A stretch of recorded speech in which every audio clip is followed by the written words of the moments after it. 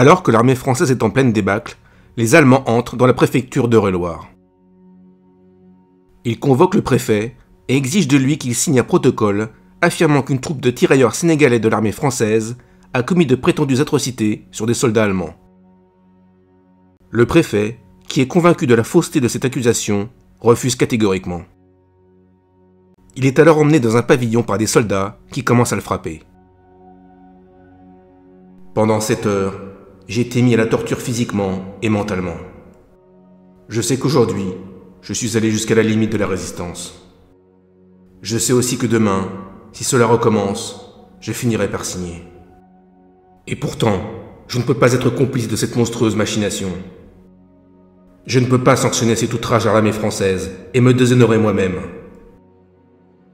Craignant de signer, il se tranche la gorge avec un bout de verre dans sa cellule. Un médecin appelé en urgence stoppe l'hémorragie et lui sauve la vie. La veille de l'appel du 18 juin, Jean Moulin entre en résistance.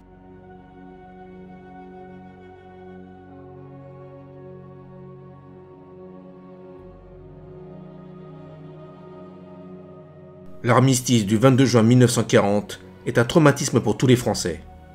La population, hébétée, est sous choc. Toujours préfet d'Eure-et-Loir, Jean Moulin a bien du mal à accepter d'obéir au gouvernement de Vichy. Élevé dans les principes républicains, devenu en 1938 plus jeune préfet de France, ce célibataire endurci, grand séducteur, proche des radicaux socialistes, n'accepte pas la défaite de la France. Il ne met aucun zèle à appliquer les directives de Vichy, au point d'être classé parmi les fonctionnaires de valeur, mais prisonnier du régime ancien. Il est révoqué en novembre 1940 et placé en disponibilité. Amer, il assiste impuissant à l'occupation de son pays. Mais il constate également qu'une résistance aux Allemands commence petit à petit à se développer. Après un séjour à Paris, il s'installe dans sa maison familiale de Saint-Andiol, d'où, pressé par le besoin de faire quelque chose, il s'impose 2 buts. D'abord, se rendre compte de l'ampleur de la résistance française, puis aller à Londres afin d'engager des pourparlers avec la France libre. Il rencontre discrètement Henri Freinet, qui vient de fonder le Mouvement de résistance nationale, premier réseau historique de résistance intérieure. Il constate que ces petits mouvements sont embryonnaires, dispersés et peu efficaces. Il est également très remonté contre les communistes, qui depuis le pacte germano-soviétique n'ont pas bougé le petit doigt contre l'occupant. Ils vireront de bord après l'invasion de l'URSS, mais Jean Moulin n'oubliera pas leur attitude.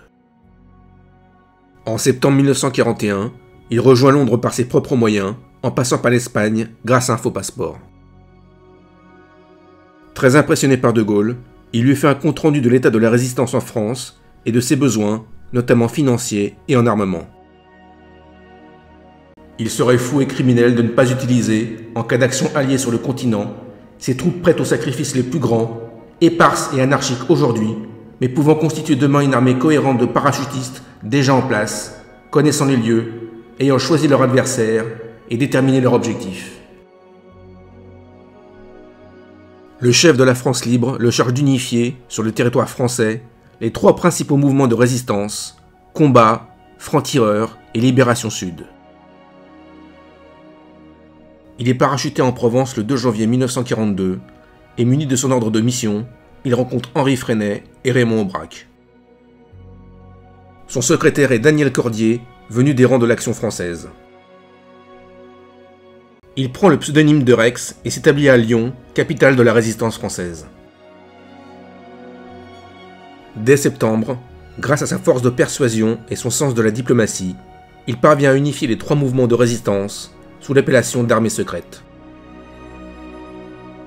Puis, malgré sa méfiance vis-à-vis d'eux, il approche les communistes de la zone libre et crée les mouvements unis de la résistance. Toutefois, si les mouvements ont accepté l'unification pour améliorer leur efficacité, leur chef n'accepte que difficilement la tutelle militaire de Londres pour l'armée secrète. Jean Moulin repart donc pour la capitale britannique en février 1943, afin de convaincre De Gaulle que la France libre doit chapeauter et coordonner la lutte de la résistance. Le général le fait compagnon de la Libération à cette occasion. Et pendant que De Gaulle lui donnait l'accolade, une larme, lourde de reconnaissance, de fierté et de farouche volonté, coulait doucement le long de la joue pâle de notre camarade Moulin. Comme il avait la tête levée, nous pouvions voir encore, au travers de sa gorge, les traces du coup de rasoir qu'il s'était donné en 1940 pour éviter de céder sous les tortures de l'ennemi.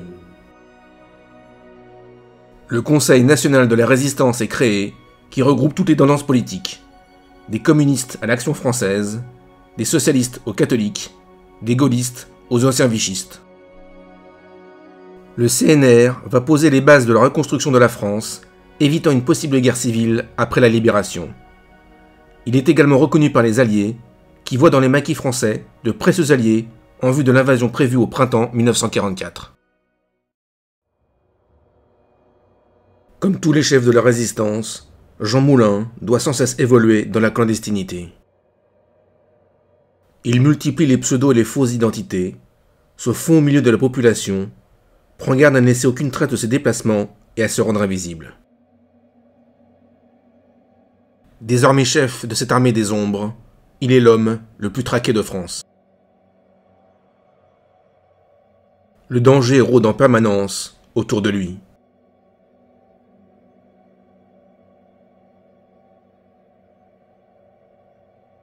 Bien décidés à détruire ce qu'ils appellent des terroristes, la milice, la Gestapo et la SS multiplient les opérations d'infiltration des réseaux et arrêtent, torturent et exécutent des milliers de résistants. Le 16 février 1943, Pétain instaure le STO, le service du travail obligatoire, qui oblige les jeunes Français à partir travailler en Allemagne dans les usines d'armement. Ce décret va avoir une conséquence désastreuse pour le régime de Vichy. Le mécontentement est tel que des milliers de jeunes gens entrent en clandestinité pour y échapper et gonfler les maquis qui se sont créés dans toute la France. L'explosion des effectifs pose de nombreux problèmes logistiques. Il faut armer, ravitailler et former ces maquisards, une tâche titanesque. Jean Moulin multiplie les appels vers Londres pour recevoir des armes. Mais le filet commence à se resserrer autour de lui. Klaus Barbie, chef de la Gestapo à Lyon, s'acharne à identifier celui qu'on surnomme à présent Max. Il ne connaît pas son nom ni son vrai visage, mais il sait qu'il est le chef de la résistance. Surnommé le bourreau de Lyon, il assiste et participe en personne aux séances de torture, où il laisse libre cours à son sadisme. Le chef de l'armée des ombres est conscient du danger qui l'entoure. Je suis recherché maintenant tout à la fois par Vichy et la Gestapo, qui n'ignorent rien de mon identité ni de mes activités. Ma tâche devient donc de plus en plus délicate, alors que les difficultés ne cessent d'augmenter. Si je venais à disparaître, je n'aurais pas eu le temps matériel de mettre au courant mes successeurs.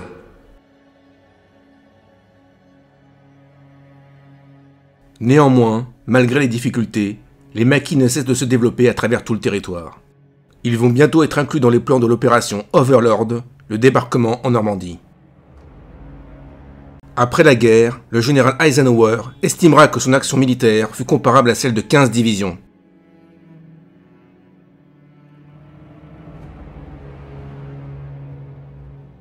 Pendant ce temps, la Gestapo continue son travail de sape.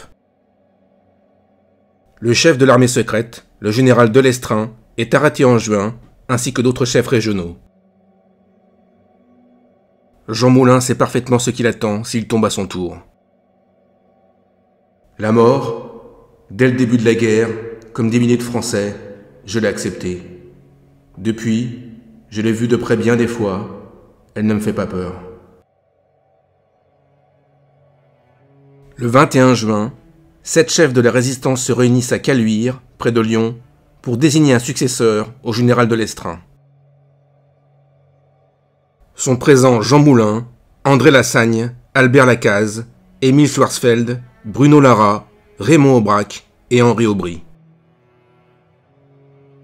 Un certain René Hardy est également présent, alors que sa venue n'était pas prévue.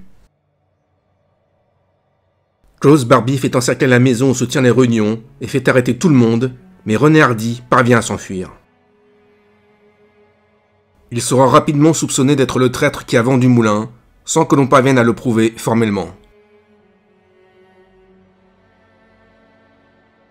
Jean Moulin est emmené à la prison de Montluc, où il est identifié. Son rôle est joué et son calvaire commence. Bafoué, sauvagement frappé, la tête en sang, les organes éclatés, il atteint les limites de la souffrance humaine sans jamais trahir un seul secret, lui qui les savait tous.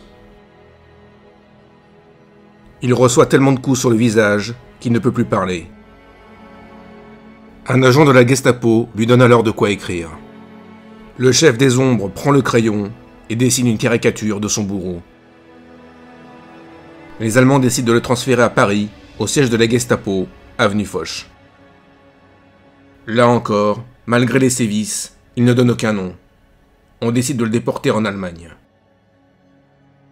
Le 8 juillet 1943, en gare de Metz, dans le train Paris-Berlin, Jean Moulin rejoint définitivement le royaume des ombres.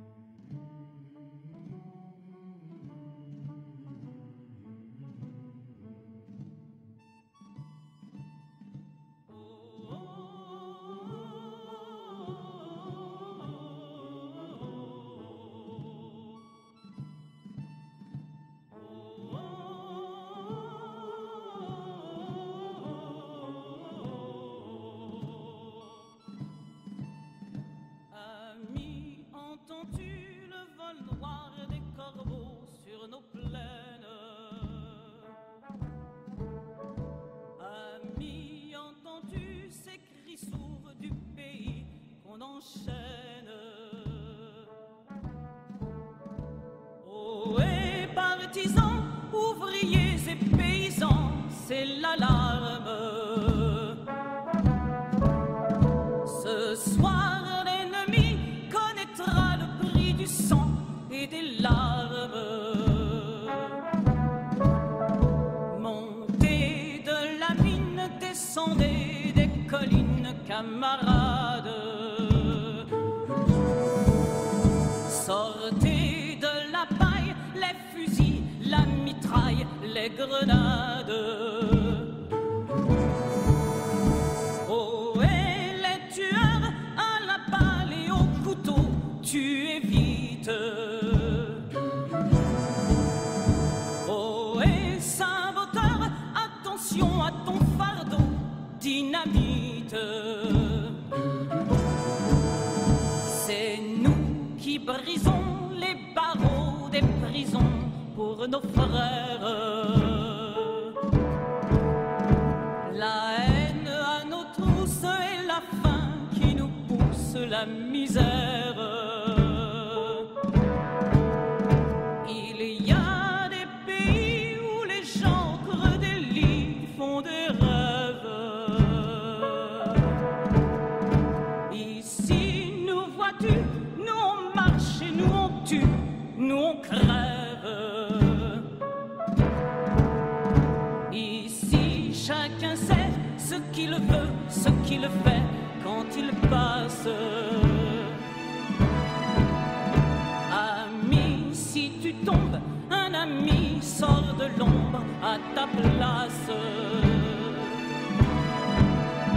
Demain, du sang noir séchera au grand soleil sur les routes. Chantez, compagnons, dans la nuit, la liberté nous écoute.